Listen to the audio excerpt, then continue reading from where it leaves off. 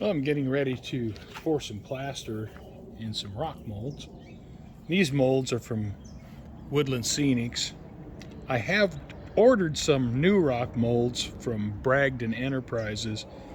I'm looking forward to getting those. I'm going to pour some plaster into these molds today. And I don't know, I'm just kind of making this up as I go. I took some dishwashing soap and thinned it way down. And I pour some in the molds.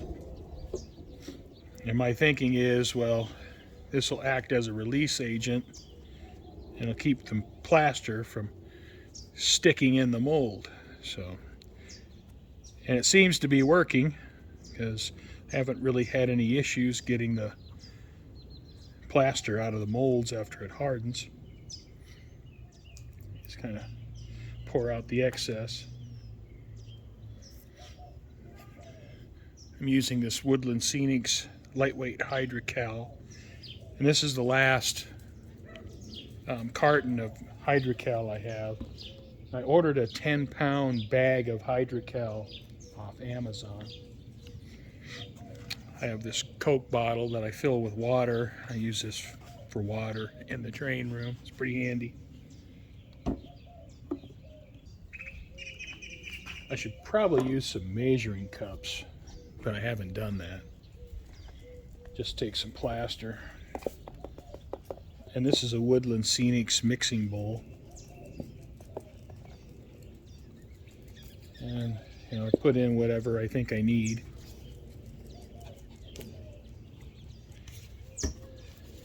I take my water,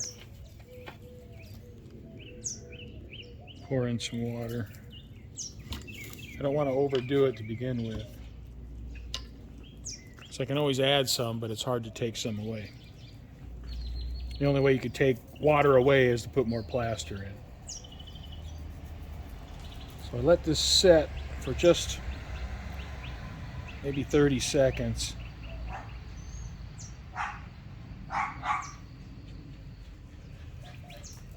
And then I'll start mixing it. All right.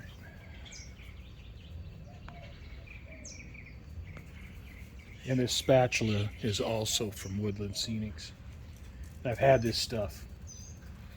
I bought this stuff when I was first getting interested in the hobby, like 7 years ago, and just never used it. But I'm using it now. I think this is my fifth pour. All right, now you see, this is pretty thick. So I want to add a little bit more water. And it doesn't take a lot.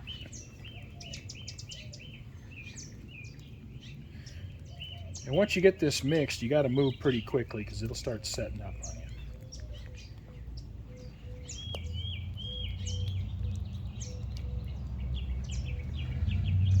Now, one thing about mixing the plaster like this is you whip a lot of air into it. All right, so that's pretty good with that consistency. I'm going to pour some in here.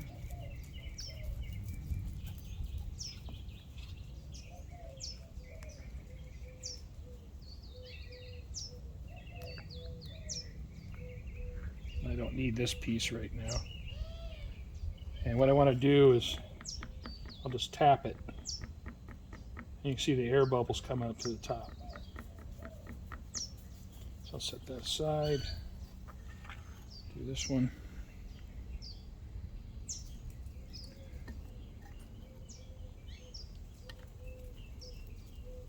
I'm going to try something different with this one. This mold is really deep and it uses a lot of plaster. So what I'm going to do is once this plaster starts to set up, I'm just going to start spreading it around the edges, and this rock mold will actually be hollow in the middle. So I'll have to keep my eye on that one.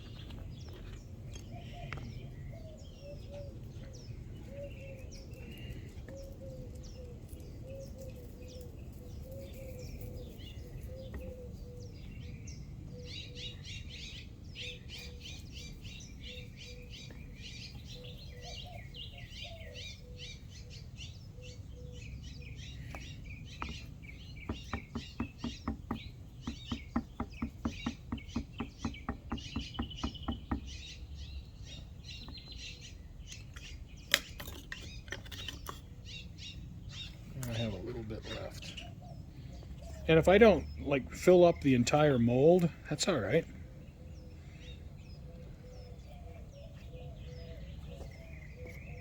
Because that will just give me a unique rock mold, you know, a casting.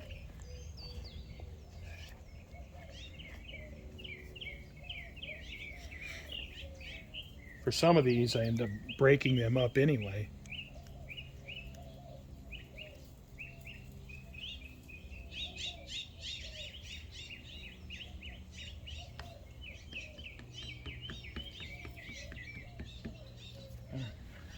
Side.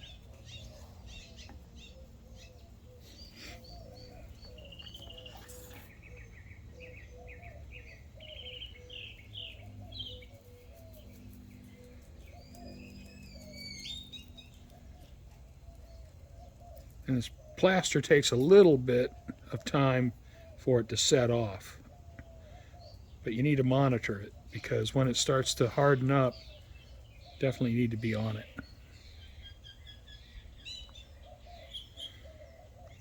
I can let that sit a little bit more.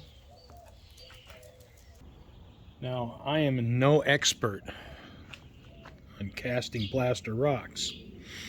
I'm just sharing my experiences of building my model railroad. This is my fifth plaster rock pour. And you can see this is starting to, it's really thickening up. And so I'm spreading it out, and I have this big concave area in the middle that the first time I cast this mold, I mean, this was just full of plaster.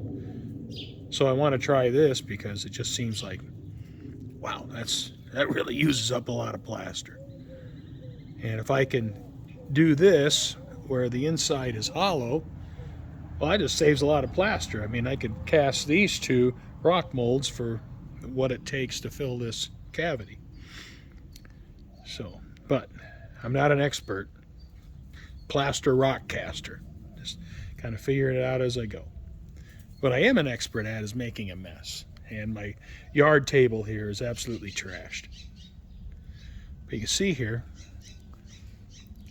this is really getting thick now. So it's getting pretty hard to move it around. So I'm just going to let this sit now. And I'm going to let it sit and harden for a couple hours. And this evening, I'll pull these out of the mold.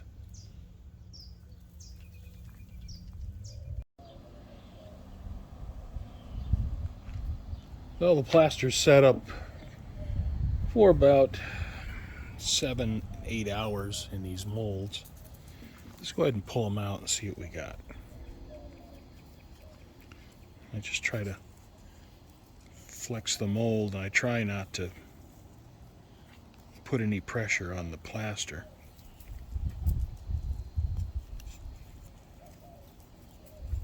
I just broke a piece, but that's all right. All right, so that one's out. Looks pretty nice. There's virtually no air bubbles. Set that one aside. Do this one. Oh, so I broke it, but that's okay.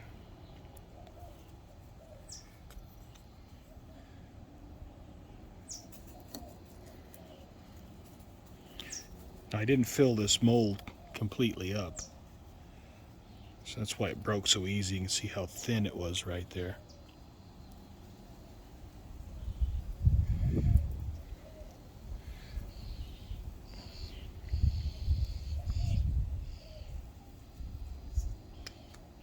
All right, just got that piece out. Looks pretty good.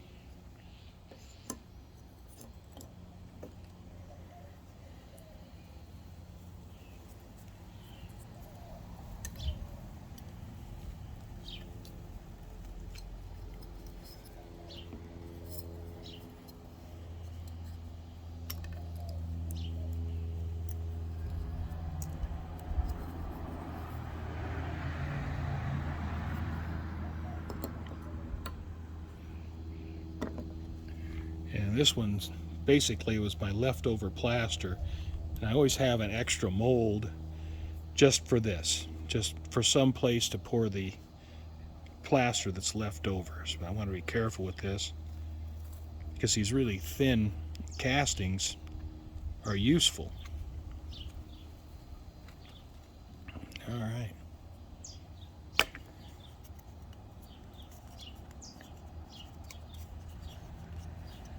And you see there's no air bubbles.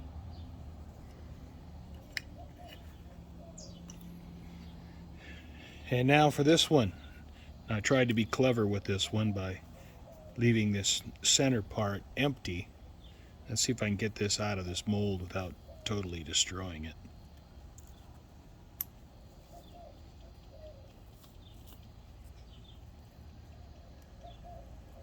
It takes so much plaster to fill all this in.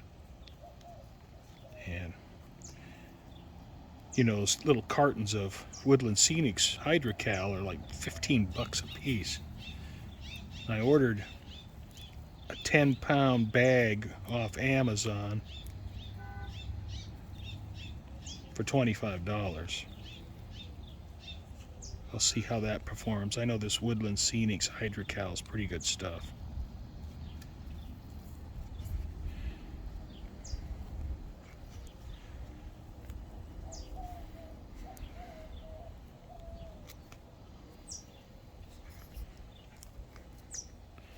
I'm close to getting it out. Don't want to break it now.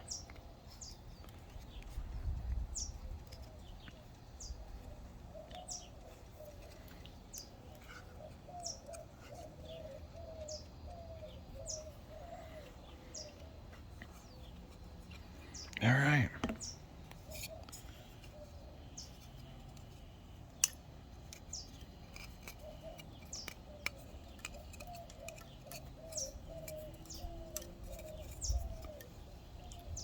So that worked out pretty good. And you see it's hollow on the inside, so it's very light. And I saved myself a whole lot of plaster. And the mold casting turned out really good.